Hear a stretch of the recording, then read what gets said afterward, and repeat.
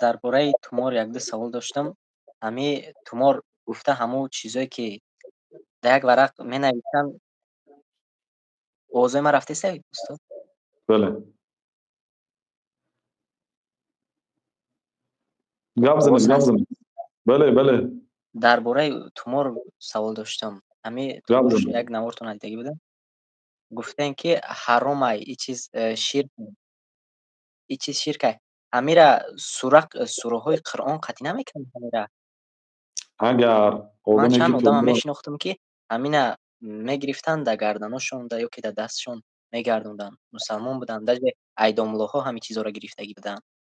گوش کنید برادر، اگر واقعا قرآن نوشتگی باشد، سوره قرآن، آیتی از قرآن باشد، با رنگی تازه نوشتگی باشد، باکی ندارد. یعنی باکی ندارد به معنی که مشرک نمیشید، کافر نمیشید.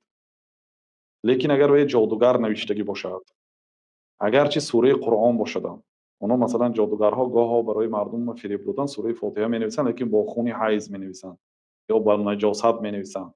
شما نمیدونید او چه رنگ است، مثلا سرخ است یا سفید است یا زرد است، مثلا با نجاست قرآن نوشتگی است. این حرام است و این کفر است، برای اینکه با نجاست نوشتن قرآن کفر است. و این چونین اگر طلسم های شرکی باشد، مثلا کمتر بسم الله یا یگان آیات نوشتگی و بعد رقم نوشتگی، بعد یگان چهار بچکه مثلا خط ها کشیدگی، این سحر است. این کسی که بردارد باید مشرک است.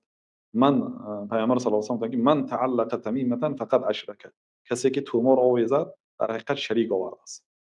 برای چی تومور شریک به الله تعالی آورده است؟ یعنی که بلا دور کن الله است، جلب کننده خیر و فایده و برکت الله است. شما همین یک چیزه به الله تعالی شریک آورد. فکر کردید که همین همه بلاهای دور میکند و همه نیکی های میبیارد و حالا که این خیر نیست. اما اگر از قرآن باشد اینم خوب نیست. ابراهیم نخعی میگن که کانوا یکرهون التمائم کلها من القرآن و غیر القرآن. صحابگان کرام تومورها رو همش رو بد میدیدن، خواه از قرآن است خواه از غیر قرآن. اصلا قرآن برای برداشته گشتن نازل نشده است. یگان بار پیامبر صلی الله علیه و آله به یگان همسرانشون یا به نبیرگانشون یا به یگان صحابه تومور نوشته دادن؟ نه، در کل یگان اونجا نآمده است. یا الله تعالی در قرآن نگفته است که ای آنهایی که ایمان آوردید فلان آیات و فلان سوره ها رو نوشته همراهتون گران گردید تا اینکه بلاها رو از شما دور کنند. در قرآن نیست، در حدیث نیست که پیامبر صلی الله علیه و آله به یگان کس تومور نوشته داده باشند یا اینکه گفته باشند که تومور گرفته گردید. قرآن اصلا برای تلاوت کردن با تجوید و عمل کردن به مضمون قرآن آمده است، نه اینکه قرآن برداشته گردید و عملات مخالف قرآن و حاجت خانه می‌دارید، خواب میرید و نزدیک میشید به یگان کارها. ممکن نیست قرآن این خیلی خار کردن، فراموش میشد به هر حال. بنابراین این منهج امام ها و صحابه ها و تابعین و علما نیست که به گردنشان تومور برداشته کردن، بلکه بنده در جلب فایده و دفع ضرر به الله تعالی توکل میکنه.